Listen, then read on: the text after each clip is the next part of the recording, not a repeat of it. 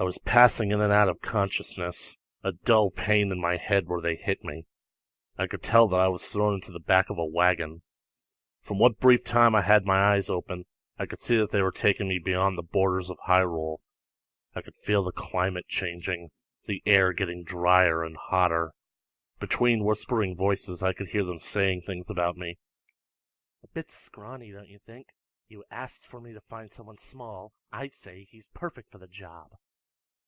Our path was soon filled with the sounds of strange music and howling winds. Bits of sand began to lash at my face. With my arms and legs tied at the wrists and ankles, there was nothing I could do to relieve it. That is, until I was covered with some kind of tarp. I couldn't see where we were going, and the voices had quieted down. After a long trip, we finally stopped, and I was pulled from the wagon and thrown to the ground. I practically began to sink into the soft and burning sands until I was pulled to my feet and dragged off. I began to get my vision back and was almost fully awake. I could see that they were taking me into the shadow of an enormous structure, with the statue of a woman carved into the eastern side. The Desert Colossus, they called it. There was an entrance at the base of the structure, and they brought me inside. The interior was beautifully decorated with cobra statues and a red carpet. After I had gotten a look around, I was dragged up the staircase. It was then that I noticed the people who had captured me. They had tan skin and fiery red hair, just like Ganondorf. They had slender bodies and their hair tied into ponytails, so I realized that they were all women. They wore purple outfits and bandanas that covered half of their faces. And I had the horrible suspicion that I had just been captured by Ganondorf's own people, the Gerudo, the thieves that hailed from the western desert. And if they had captured me, I was in serious trouble. I finally got enough strength back to fight and struggle, which seemed to amuse them. But it did no good. They dragged me over to the west wing of the entrance and forced me to my knees. And this is how I met her.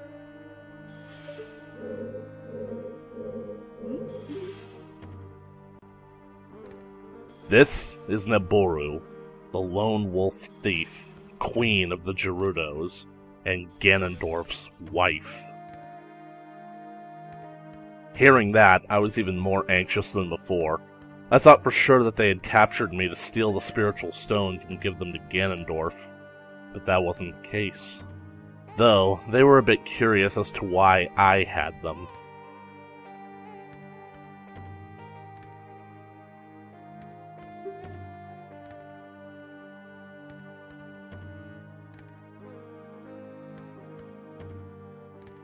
They asked if I was collecting them for Ganondorf, if I was one of his servants.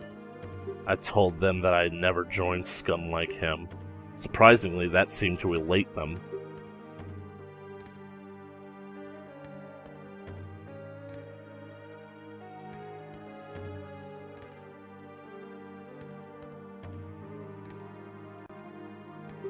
They revealed that they too were against Ganondorf. That threw me off. Why would Ganondorf's people be against him? More importantly, why would his own wife turn on him? Needless to say, I was curious now. If they didn't kidnap me on Ganondorf's behalf, why did they bring me here? And where the hell was I? Nabooru went on to explain that she brought me here to ask me for a favor.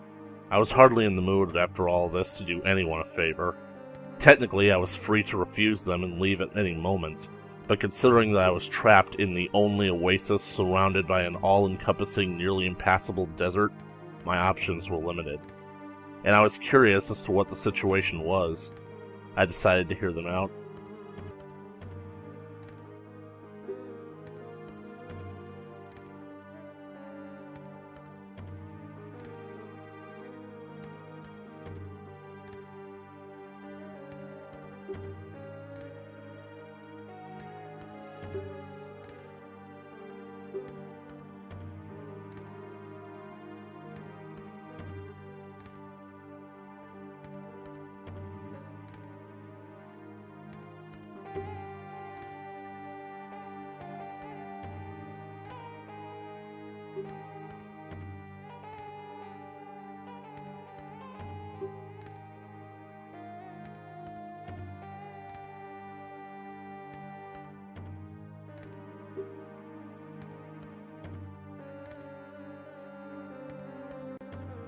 This place was the Spirit Temple, a sacred place for the Gerudo tribe, but Ganondorf and his minions had been misusing it as a hideout for their evil schemes. Niburu had been wanting to spy on whatever it is that Ganondorf and his posse were up to, but unfortunately the temple was blocked off, and the only way in was a small crawl space on the west wing of the temple. So the Gerudos needed someone small enough to slip through. When the Gerudos took notice of me going around fighting monsters, they figured I'd be perfect for the job.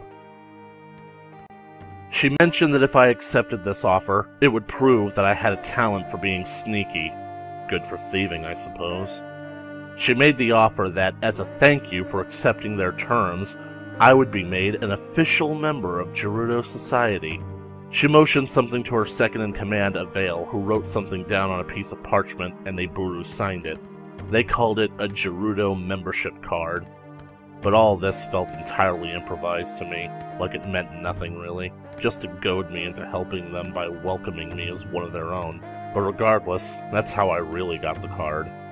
I didn't like any of this, but then again, these people were against Ganondorf as much as I was, and anything that they could do to throw a wrench in his operations was fine by me.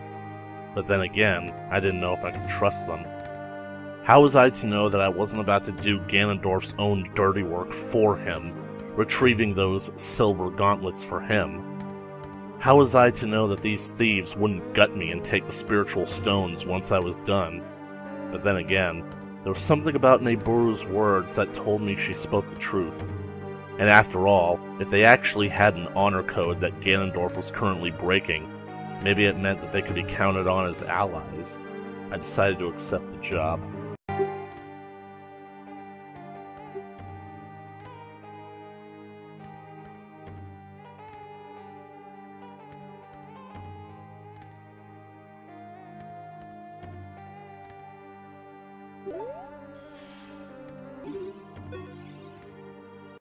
I never quite found out what the Great Something was. Implications would follow later.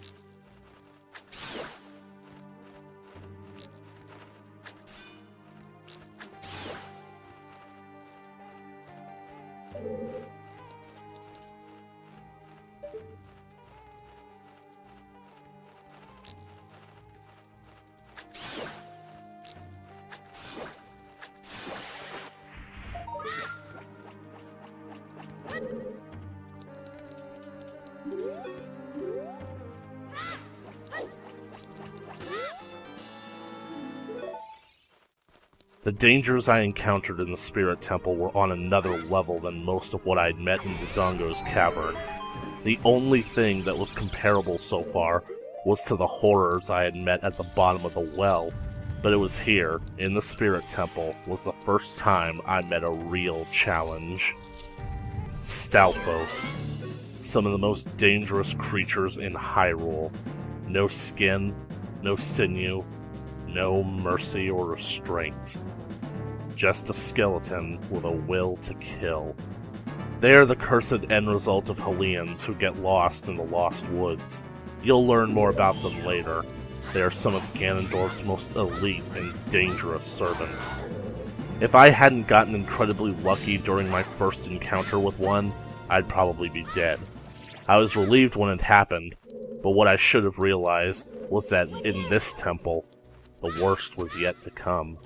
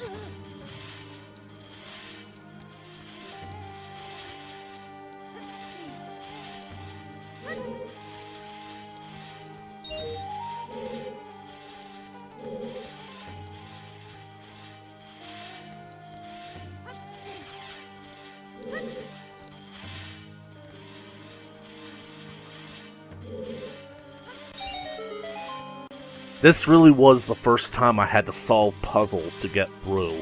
The temples of Hyrule weren't just places of worship. They contained secrets and treasured artifacts of Hyrule. It makes sense as to why Ganondorf would try to use one for his personal headquarters. Keep prying eyes out.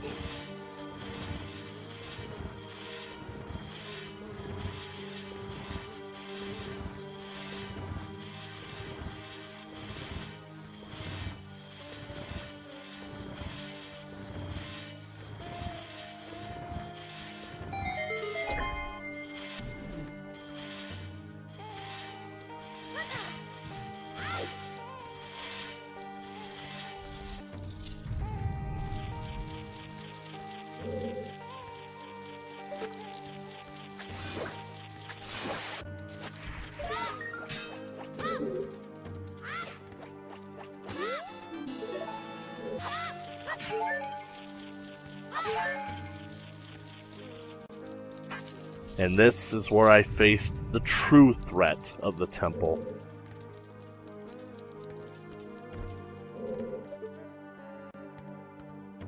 I found myself in a chamber behind iron bars. There was no switch to open them up, so I assumed it was a dead end.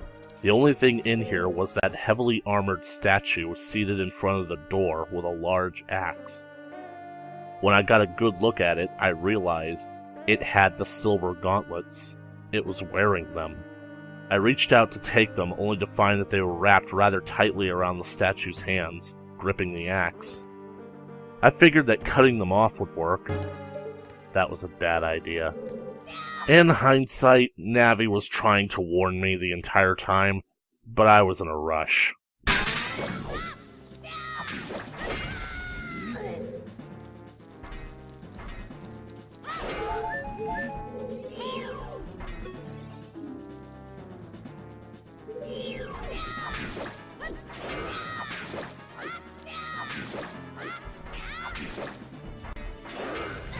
Iron Knuckles. We don't know for sure if they are statues brought to life or if they're poor brainwashed souls to serve evil. But all I know for sure is they are big, heavily armored, and very strong. Every single swipe of this beast's axe felt like death. I could feel my life being cut down. My only advantage was speed and dexterity. His weapons pull too much weight, leaving him open after a heavy attack. But it wasn't an easy fight, even with my strategy. The Kokiri sword was like a penknife trying to cut through a solid boulder. I had short range and couldn't keep my distance. His axe was 50 pounds of tempered steel, and my shield was made of wood. I soon found out how poor my defenses were. His axe embedded itself into the Deku shield, cutting my arm. And in one quick movement, I was thrown across the room when the blade dislodged from the shield, sent flying into a torch on the wall. The shield knocked the torch over, and the fire spread. The Deku shield caught fire and burned before my very eyes. And as I watched the last gift the Deku Tree ever gave me burn to cinders, I was overcome with an unrelenting rage. I took up my sword and whatever will and determination I had left and attacked like a boy possessed.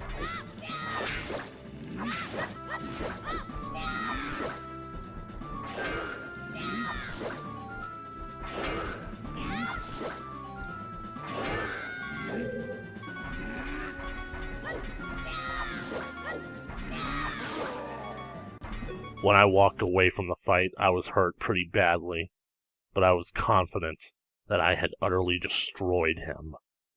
Though I didn't feel too good about it, I didn't feel relief. All that mattered was that I had lost something precious to me because of this fight, and it was gone forever. But hey, at least I managed to cut the gauntlets from his arms.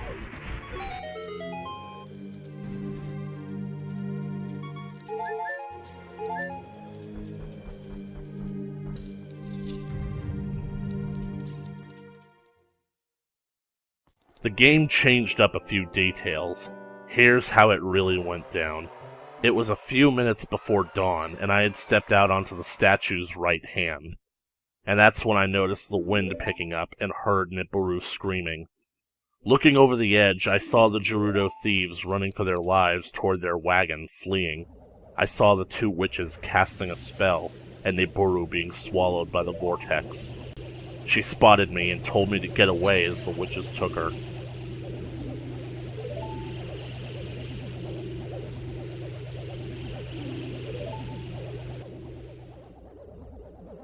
They retreated into the temple before I could stop them. The dawn crept over the horizon, and I thought about what I could do to rescue Nibiru, and that's when Ghidorah appeared. Instead of being casual as he was depicted here, he was actually a mix of both relieved as well as horrified to find me here. One way or another, he had learned that I had been kidnapped and searched all over Hyrule to find me. He was quite upset to have found me here, but relieved to see that I was still alive. But I was very badly hurt.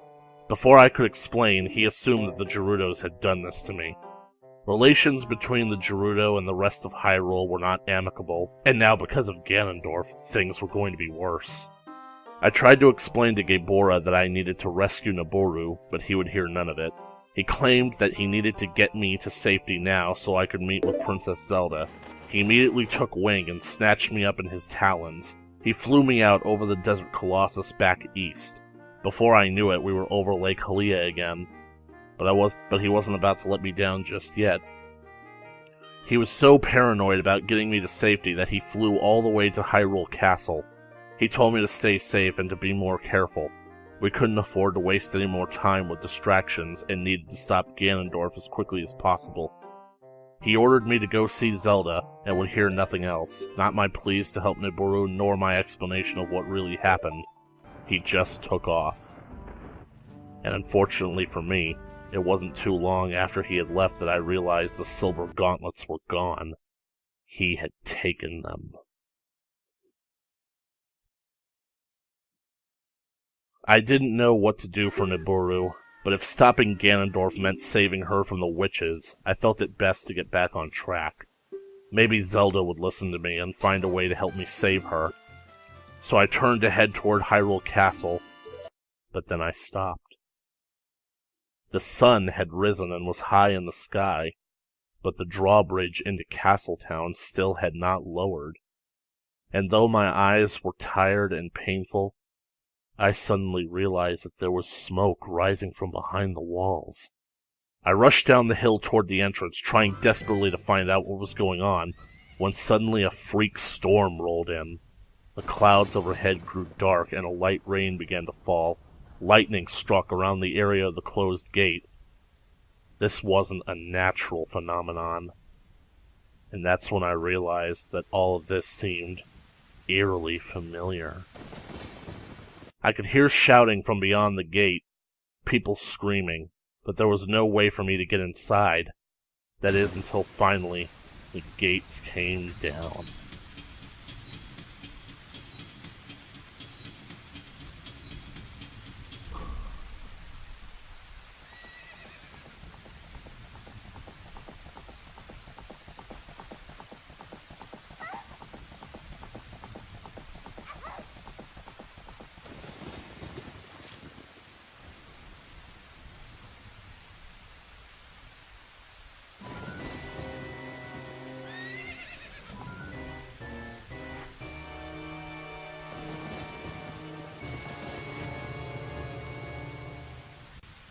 Being face to face with Ganondorf for the first time was what I thought I had wanted since my adventure started. But now, beaten to hell and without a shield, I felt very exposed. And seeing him astride his horse, I felt tiny compared to him. Still, I defied him with all of my rage. I knew that this was my chance, and I wasn't going to waste it, not while Zelda was in danger.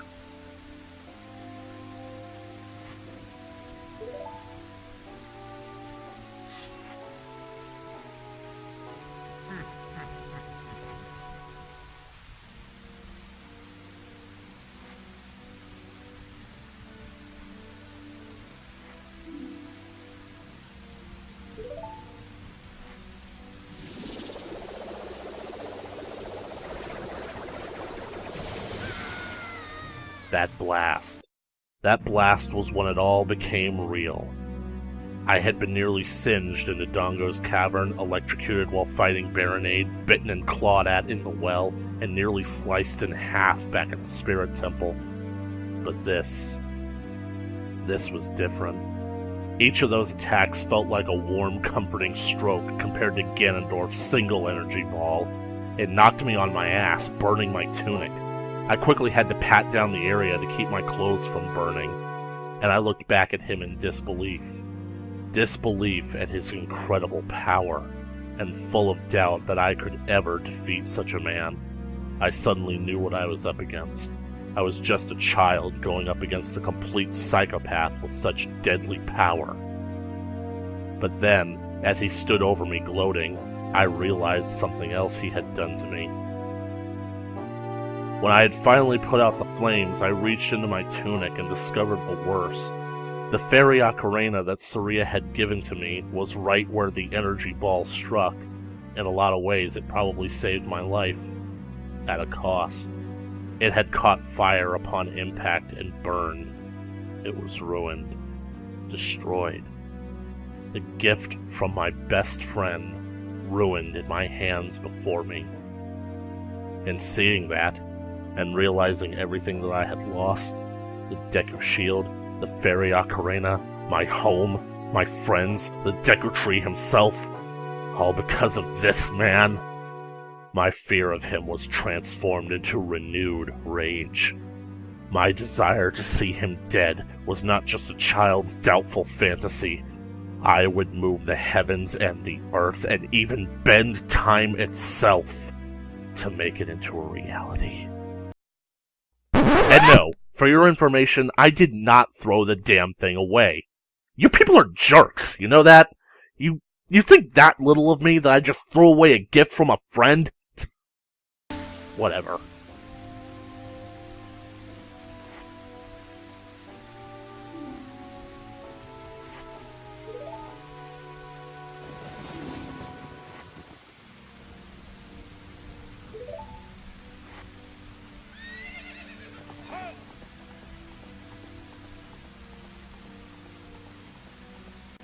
When it was all over, after Ganondorf was done boasting and he rode off, I watched him leave. The only thing on my mind was, not after I get through with you.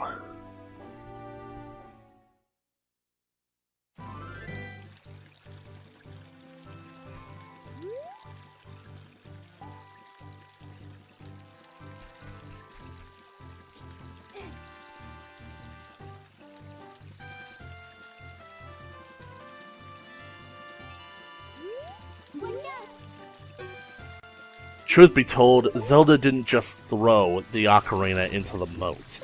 It was still in a box with the royal family's seal on it.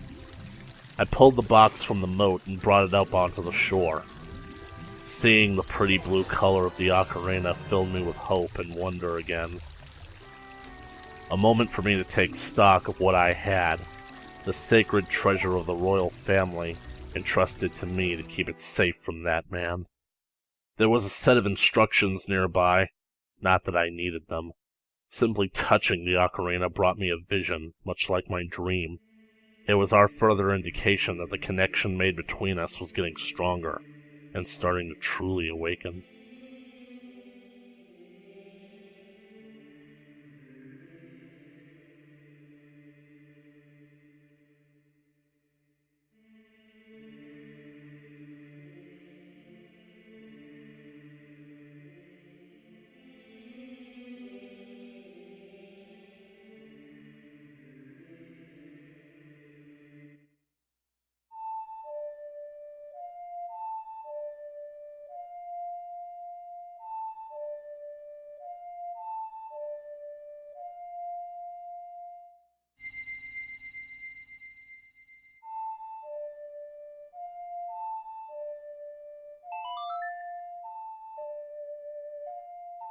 The Song of Time.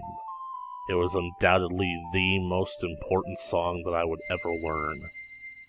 You guys probably won't see or think much of it during this adventure, but I can guarantee you this. This song controlled the fate of an entire world, just not this one.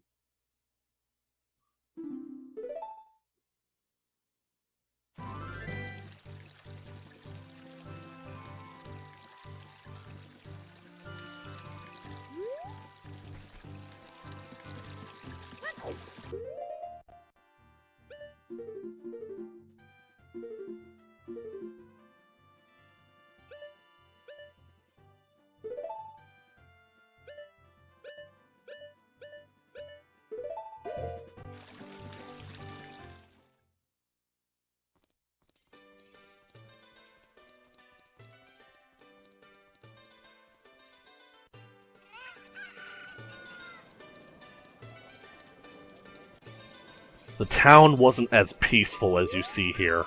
Most people had taken shelter in the buildings. Those still outside were ducking in cover, but there was hardly a chance that things would go back to normal here. Everyone was indeed shaken up by the attack.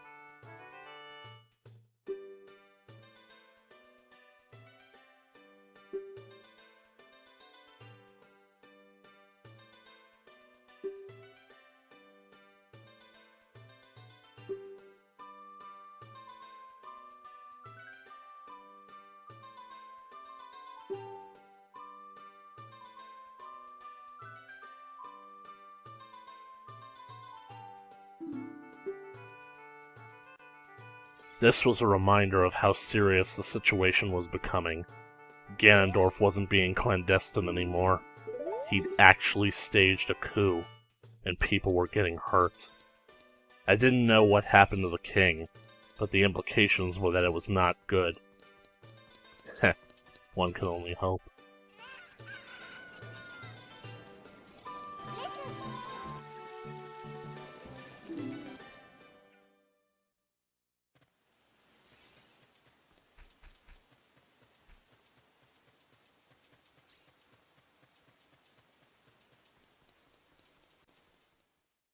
I finally made my way into the Temple of Time. I could feel the gravity of importance radiating from this place.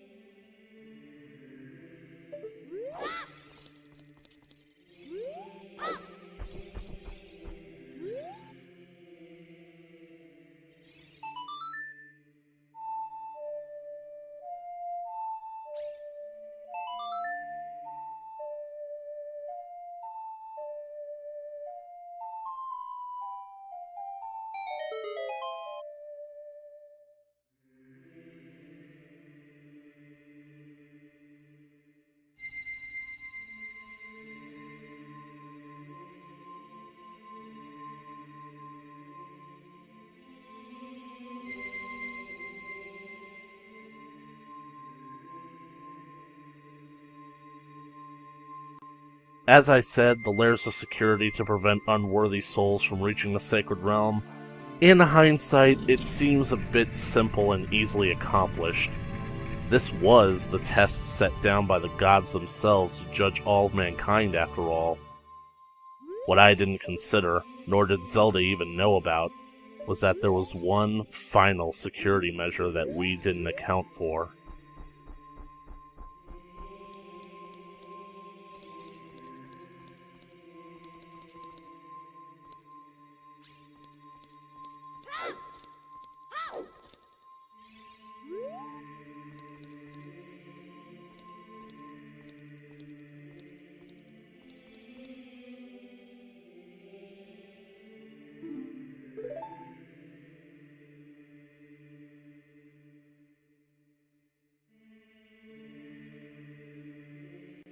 The Blade of Evil's Bane. My friend, the Master Sword. The moment I laid eyes on it, I could hear it. It had a voice calling me. Navi, of course, didn't believe it when I told her, but I was drawn to approach the blade. She didn't want me to touch it, sacred artifact and all.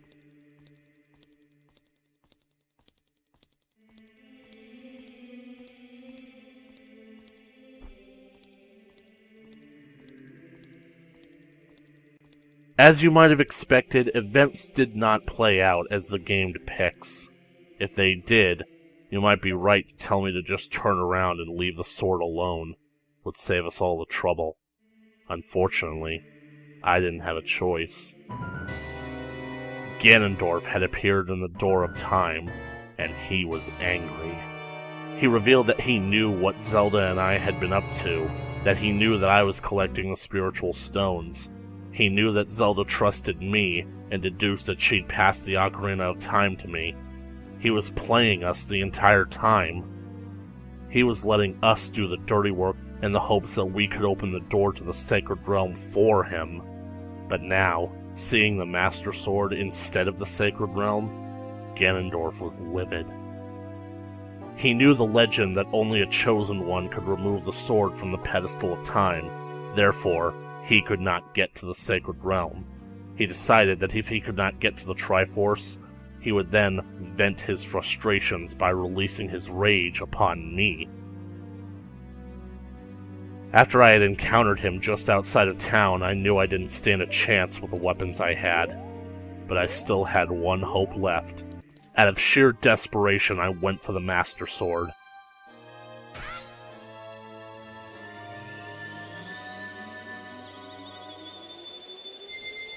It probably would have been better had I just died there.